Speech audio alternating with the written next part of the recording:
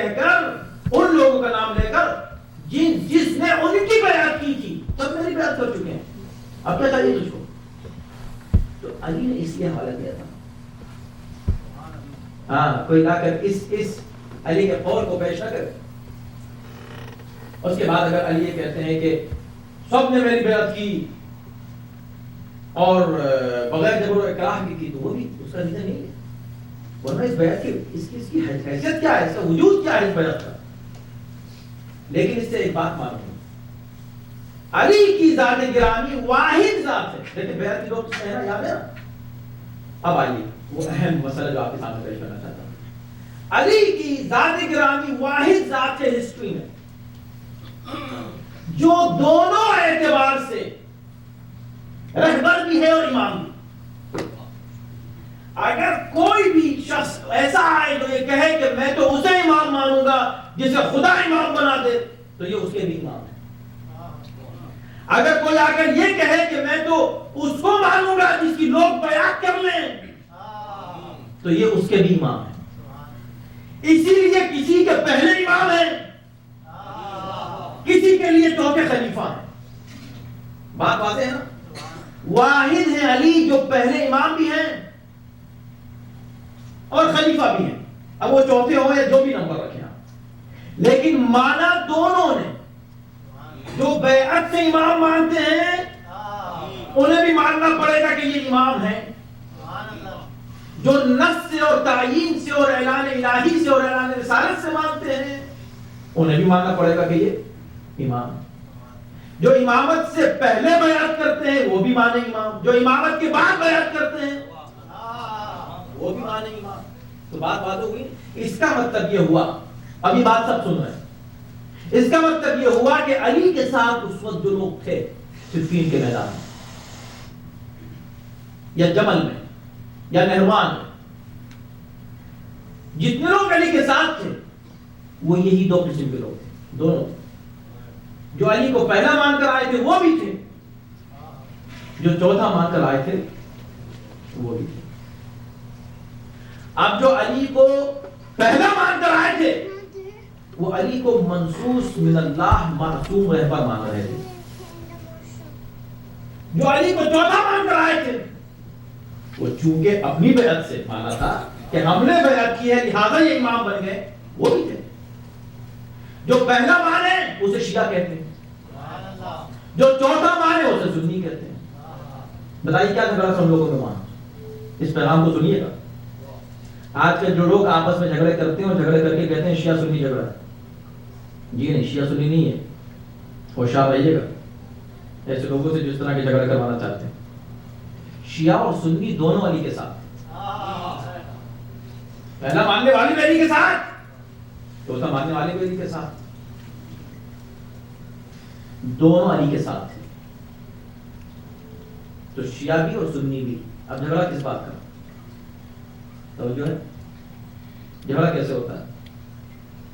عاشور کے دن جو کچھ ہوا کراچی میں کس نے کیا؟ سنیوں نے کیا. سنی کر ہی نہیں سکتا، اس لیے کہ سنی امام حسین کے خلاف ہو نہیں سکتا. ہوگا تو سنی نہیں رہے گا. عراق میں جو مسجدوں پر یا سامراہ پر حملہ ہوا کس نے؟ سنیوں نے کیا. نہ شیعہ کر سکتا نہ سنی کر سکتا. تو پھر کون ہے یہ لوگ؟ ان سے ہوشیار ہیں. کون ہے یہ لوگ جو نقاب پہن کر آ جاتے ہیں کسی بھی مذہب کی؟ علی کے ساتھ تھے وہ بھی جو پہلا مان رہے تھے، علی کے ساتھ تھے وہ بھی جو چوتھا مان رہے تھے. میں آپ سے سوال یہ کرنا چاہتا ہوں کہ اب جو علی سے لڑنے آیا تھا اس کا مذہب کیا تھا؟ وہ معاویہ شیعہ تھا یا سنی تھا؟ اگر شیعہ ہوتا تو پہلا مان کے آ جاتا، سنی ہوتا تو چوتھا مان کے آ جاتا. یہ جو لڑنے آیا ہے علی سے جنگ کرنے کے لیے ناصبی، یہ نہ شیعہ ہے نہ سنی ہے. آج بھی جو شیعوں کو اور سنیوں کو قتل کرتے ہیں نہ شیعہ ہیں نہ سنی ہیں.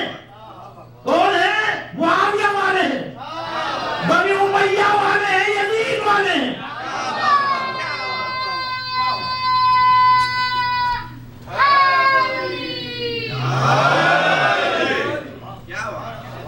یہ یزیدی ہیں، ایک الگ فرقہ ہے یزیدیوں کا، ان کو مت گھسنے دیں، مت گھسنے دیں، ہوشیار رہیں۔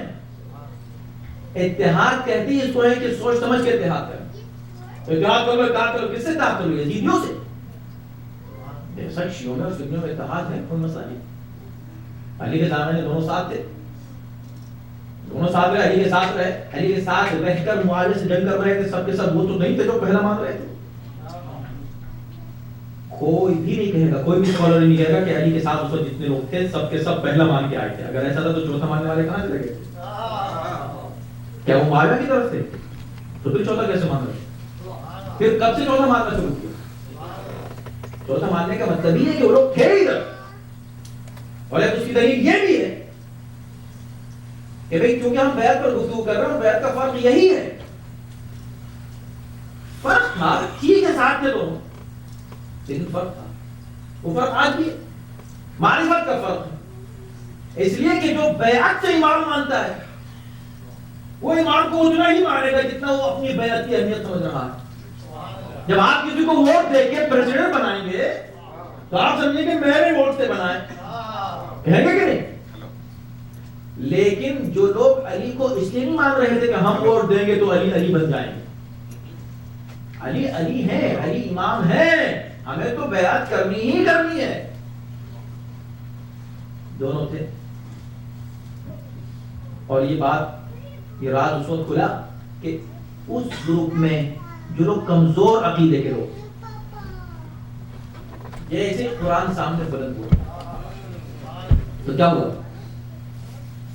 میں تمہارا کبھی قرآن ادھر قرآن ہے، قرآن جنگ لوگ کی جائے، علی نے بہت سمجھا ہے۔ اتنے لوگ تھے جو علی کے ساتھ کہتے کہ نہیں کوئی بات ہوگا، قرآن سامنے، قرآن ہے، یہ قرآن کب ہے؟ یہ قرآن ہے کب؟ اگر قرآن ہے تو قائم قرآن، یہ تو ہو نہیں سکتا کہ وہ قرآن تھا، کیوں؟ اس لیے کہ ہم رسول اللہ کو مانتے ہیں۔ انہوں نے کہا اس لیے کہ ہم رسول اللہ کو مانتے ہیں، رسول اللہ یہ کہہ چکے ہیں کہ علی مع القرآن والقرآن مع علی۔ اگر وہ قرآن ہوتا تو ادھر ہوتا بھی علی ہے، ادھر کہاں چلا گیا قرآن؟ صلاۃ ہے محمد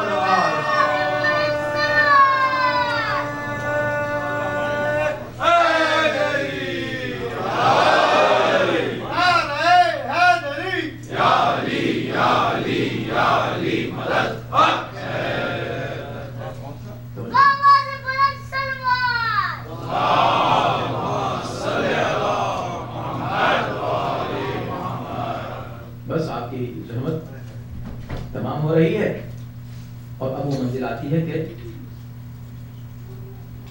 علی کہ جو ہر اعتبار سے یعنی واحد ذات ہے، پورے تاریخ اسلام میں پیغمبر اسلام کے بعد واحد ذات گرامی ہے جو مرکز اتحاد ہو سکتی ہے مسلمانوں کے درمیان۔ ایک نام اتحاد کا نام۔ اب وہ جو تیسرا گروپ ہے یزیدی، یہ جانتا ہے کہ اتحاد کو ہم جبھی توڑ سکتے ہیں جب ہم اس نام کو توڑ۔ علی کا نعرہ اصل میں اتحاد کا نعرہ ہے،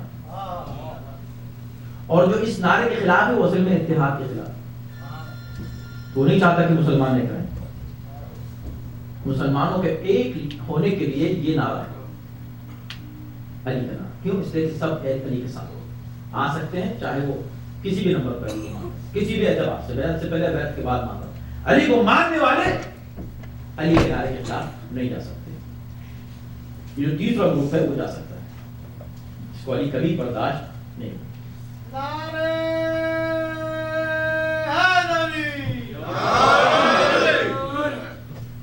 اب اس کے بعد کا جو مرحلہ ہے اس میں انشاءاللہ 2 مجلسیں اور ایک تقریر اہم رہ رہی ہے، یہ بہت ہی اہم خلاصہ انشاءاللہ ہوگا آپ کی خدمت میں۔ اب آپ یہ دیکھیے کہ اب مرحلہ آتا ہے علی کے بعد،